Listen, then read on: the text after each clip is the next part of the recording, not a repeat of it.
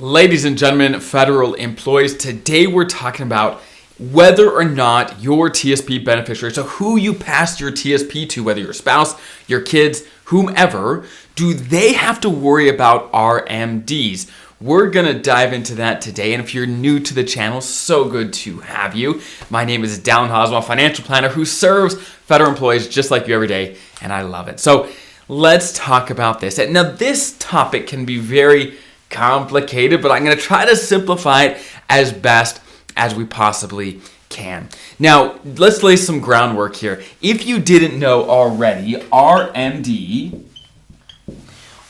stands for Required Minimum Distribution. That is when you hit your RMD age, which for most of you, it's going to be between 73 and 75. It could be earlier if you are already in your 70s. It could be before this, but most of you, it's going to be age 73 to 75. When pre-tax retirement accounts like your traditional TSP,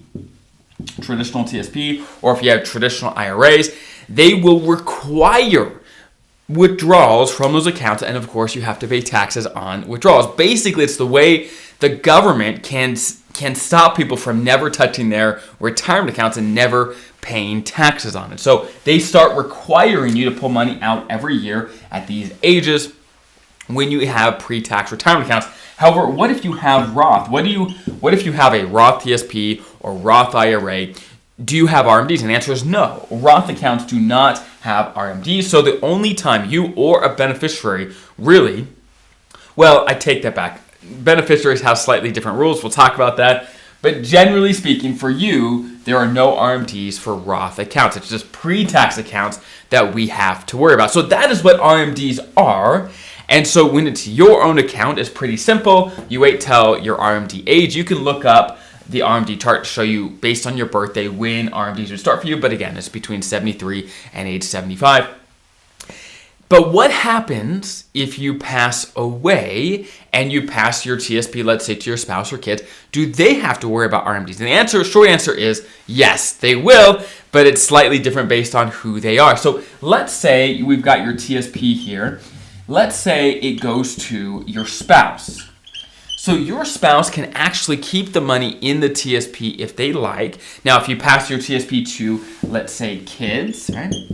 They are not able to keep the money in the TSP. It would be kicked out to what they call an inherited IRA. Okay, an inherited IRA. It cannot stay in the TSP if the money goes to your kids, or when the money goes to your kids, it goes to an inherited IRA. And there's special rules that comes with that. Now, when your spouse inherits the TSP, they can treat it as if it's their own account, basically. Meaning, let's say you were 77 when you passed away, and you had already started RMDs. You were already taking money out from RMDs every year. Let's say your spouse, though, was 67, and so they were 10 years younger than you. They would be able to treat the TSP as basically their own account. They'd have this option where they wouldn't have to start RMDs until their age. So they would stop RMDs, right? Your RMDs would stop. You've passed away. And they wouldn't start until they hit whatever RMD age they are. So generally speaking, if a retirement account like a TSP or IRA goes to a spouse, normally they have two options, okay? They can keep doing RMDs if you were doing it when you were alive, or they can reset it and do it based on their own life expectancy, their own RMD ages, okay? So that's that.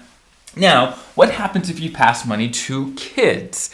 For kids, it works differently. Again, things go to an inherited IRA. It has to leave the TSP. An inherited IRA nowadays has what they call the 10-year rule. Basically, what the 10-year rule is it says, look, you have 10 years to empty the account. 10 years. So let's say you pass $500,000 to your kids. Within a 10-year period, that account has to be empty, and generally you have to take one every year. Now, it doesn't mean you have to take it evenly throughout those years. You can take a lot at the beginning or a lot at the end, as long as by the end of the 10 years, the account is empty. That is what would have to happen. Of course, all the taxes paid. It doesn't mean they have to spend the money per se. They just have to take it out, pay the taxes, and then they can do whatever they'd like after that. Okay? And by the way, even with a Roth account, Kids, if you pass a Roth account to kids, generally speaking, they still fall under that 10-year rule of needing to have the money distributed after 10 years. But of course, when they pull the money out of Roth, they're not paying any taxes, but the government still wants that account emptied by 10 years after they inherited it. So I know this got messy really quick, but let me summarize it for you. When you're alive, the government starts requiring RMDs once you hit in your 70s-ish, right? Required to take distributions out of your traditional retirement accounts. For you, though, on your accounts, there's no RMDs for Roth accounts. When you pass money, retirement accounts to a spouse, they can treat that account like it's their own and not start RMDs until they would otherwise have to if they'd like. If you pass retirement accounts on to kids, it then goes to an inherited IRA, and even if it's a Roth account or traditional, they generally have 10 years to distribute the account entirely and have it emptied. If it's an inherited or if it's a traditional IRA they inherited, they'd have to pay taxes on any money that comes out. If it's a Roth they inherited, they'd still have to distribute within 10 years, but of course no taxes when the money comes out of the account. So that's how that works. Hopefully that's helpful. Hopefully that just didn't confuse you even more, and I will see you guys in the next video.